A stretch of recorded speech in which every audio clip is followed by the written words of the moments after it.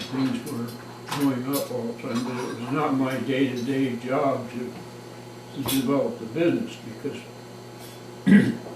I represented 3 or 4 of these at one time, just a matter of making sure that the American client got the right information back. I think, to answer your question, the biggest change for me, a change of expectation of planning, was with Barrow. I was their representative for Southeast Asia as well as Japan, and sales went so well in places like Indonesia that I came back to the States at one point to ask them to introduce or to help me find an engineer who could go out and work with me.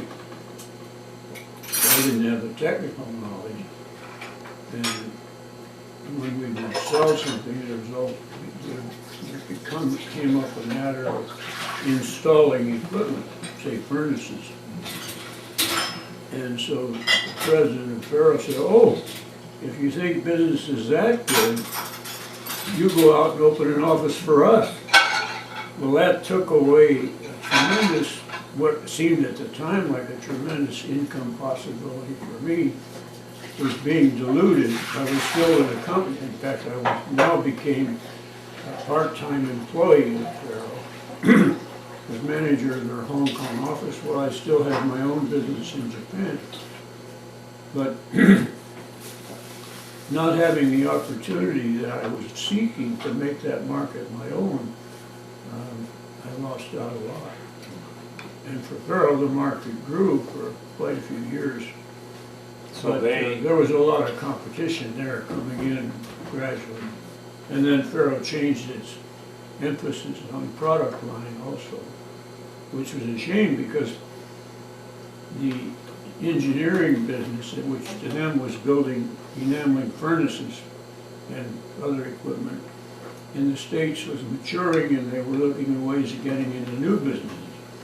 But in Southeast Asia, this was a new opportunity. I mean, to sell these furnaces on for years, but they became less interested in Bill, what took you to Hong Kong? it. I was just explaining to Ed, to Weiss, that Faro decided they wanted to open an office there. In Hong Kong. And I had gone to them asking for help to get another employee for my own sake. And they said, "Oh, if it's that good down there, we'll open our office. And you can be the office manager, you can keep your business in Tokyo, but we don't want to find somebody for you to take all the business as a sales agent. We'd rather have our own office." You can put things in the dishwasher, otherwise it's, Okay. Dad, Faro's frit, is it the kiln lining equipment is that what Taihei Boyaki is involved with producing? No? Grit is a granular flake or powder glass that is applied to metal and baked to make, Like this one here, on that. no, well, yeah, a glaze on metal. Or they also have glazes for ceramics. But the basic grit itself is just the glass that's packaged, but in order to use it, you have to grind it up with water and then spray it or onto something or dip something into it. So what is it that Taihei Boyaki produces?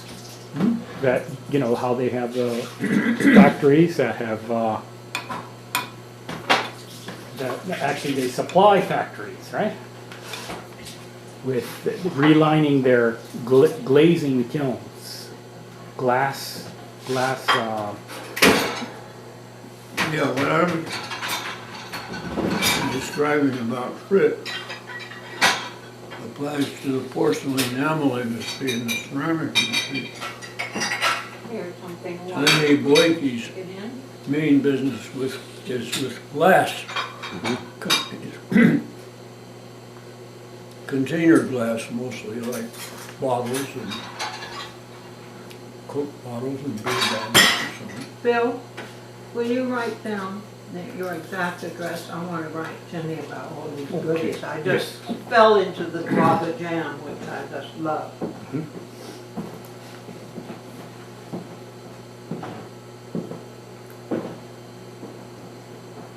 So where did Taihei Boyaki get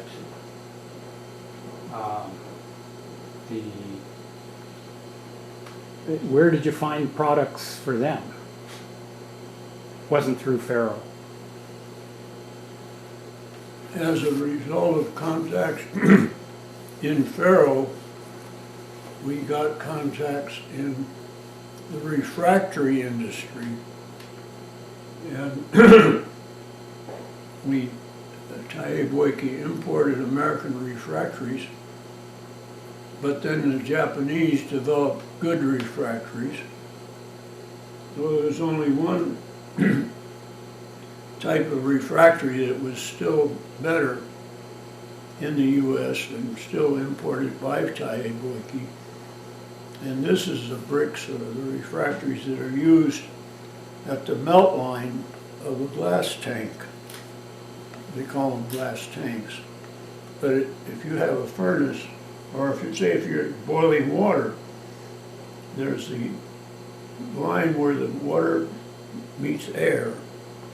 And of course, when it boils, or when it's very hot, that line is a line of corrosion very often. So at the point of corrosion, you need special refractories that are resistant to that type of corrosion. So Taihei Boyaki was lucky enough to have that line from Corning, the big Corning outfit in this country. And so they'd import them every year, and then the customers would line the tank when the tank was not active. In other words, they would be making glass, and then they'd shut down for a month or so and reline the tank.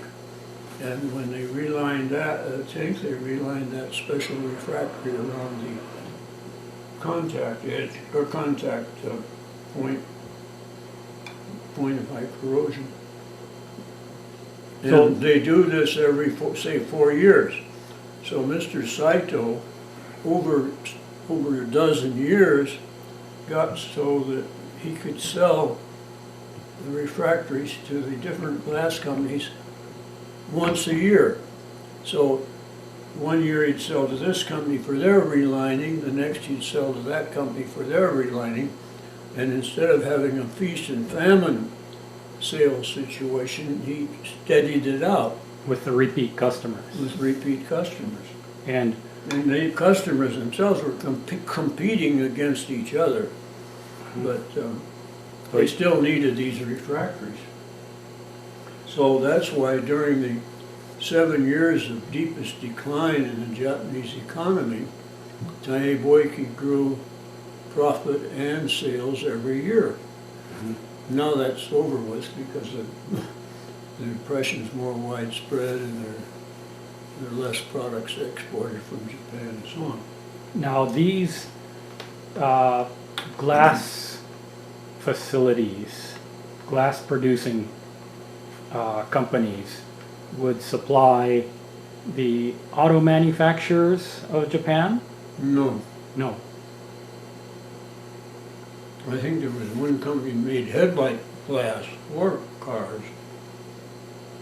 Like TV screens? What Some made TV screens. windows or? This was not used so much in flat glass, window glass, more in container glass. Oh, that's right. You had said like bottles. Yeah. Mhm.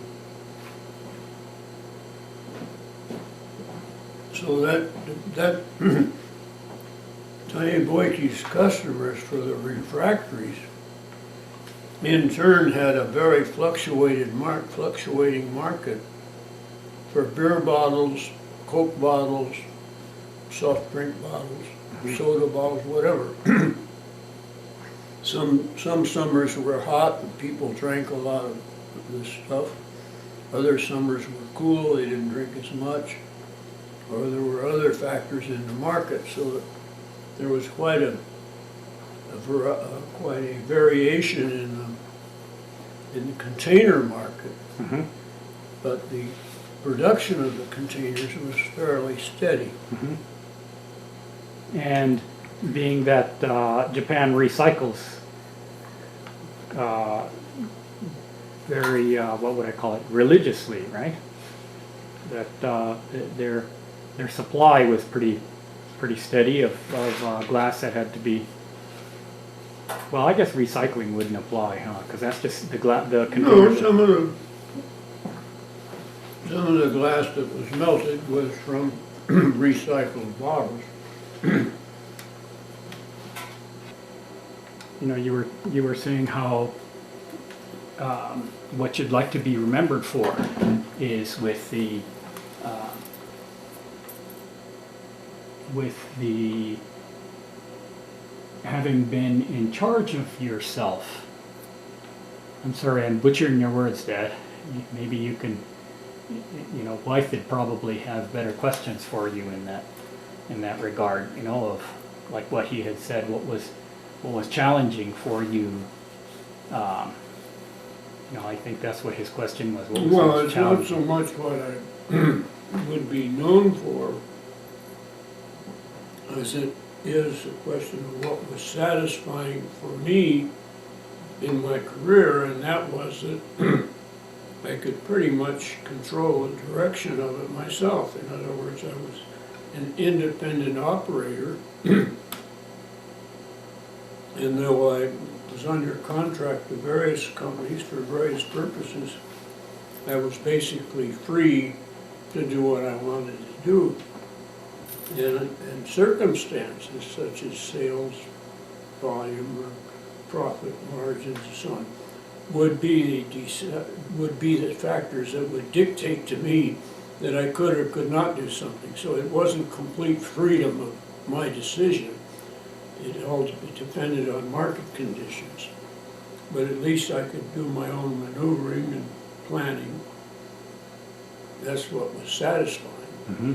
It's not necessarily what I would want to be known for. I would want to be known as a good father for my children.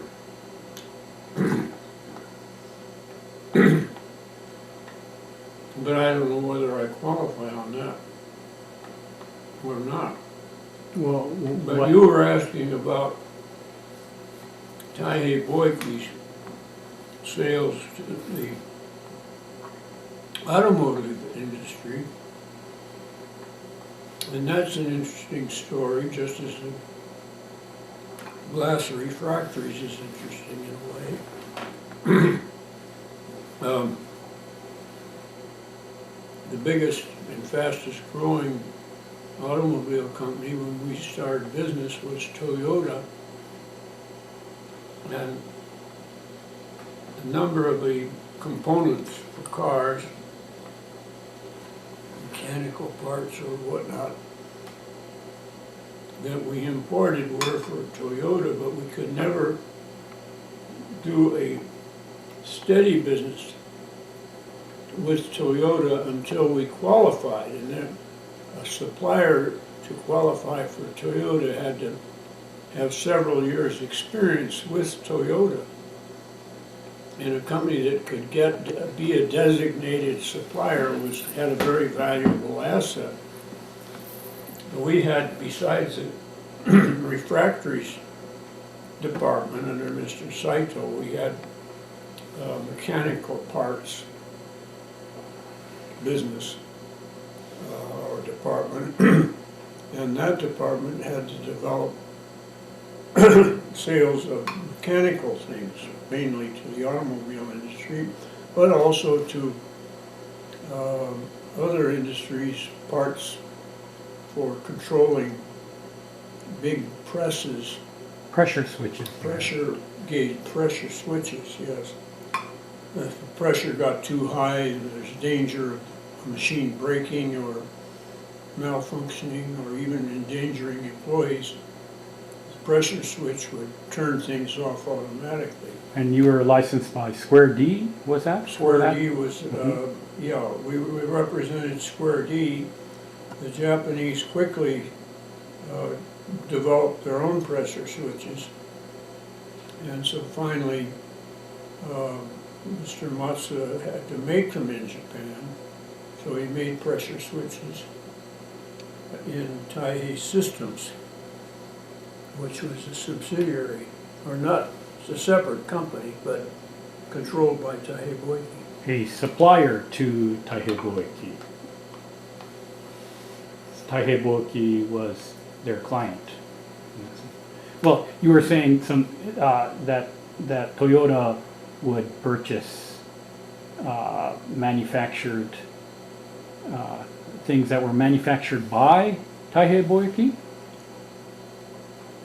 as a supplier. In due course, they would buy our pressure switches manufactured by TSK. But besides that, we had, I mean, these pressure switches are not, they don't go into cars, they go into the big presses that make cars. And there were some items, I don't remember exactly what they all were, that went into the cars. We had some Parker Hannifin seals and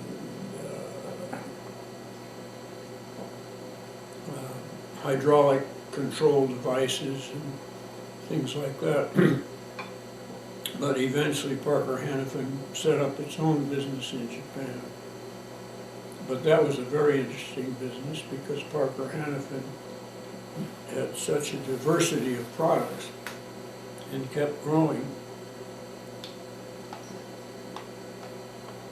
You had said that when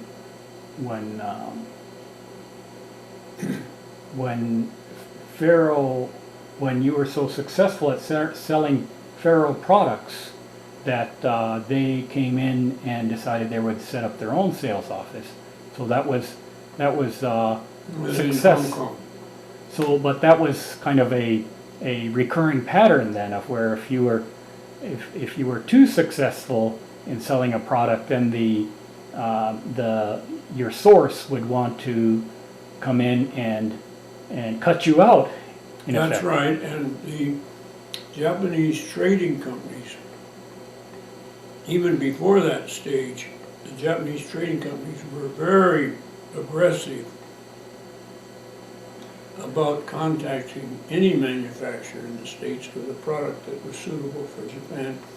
And they didn't hesitate to approach our principals, in other words, whether it's Faro or Parker Hannifin or Square D, Mitsubishi Shoji and the other Sumitomo Shoji, with their offices in the United States, would try to get away that business from us. And they would offer to sell product at a higher price or to take over shipping costs or one thing or another. And they tried to get the agencies. In some cases they succeeded. In other cases where they could sell and we could sell, the manufacturer in the U.S. was attracted to set up its own facilities in Japan. So there was a constant competition, not just with companies that specifically imported what we imported, but with the general trading companies, the Sogo Shosha, who would grab anything they could, any place, and were very aggressive. So you would try to work out exclusivity contracts with the suppliers, and non-compete agreement with your clients so that they wouldn't compete against you, or that Non-compete is not enter into it, but exclusive agencies is very important. But, The thing is, we would get, say, an exclusive agency for certain products for the Japanese and Korean markets. But the Sogo Shosha, the big trading companies, branches and subsidiaries and offices in the United States would go by as a domestic American transaction. And then they would ship it to Japan. So sometimes our supplier, who had an exclusive contract with us, didn't even know that some of the products they sold in the American market were going to Japan and cutting us out. But that's the way Sogo Shosha operated. they would bypass, in effect. They had the power. So that was a constant type of vigilance that you'd have to keep for not only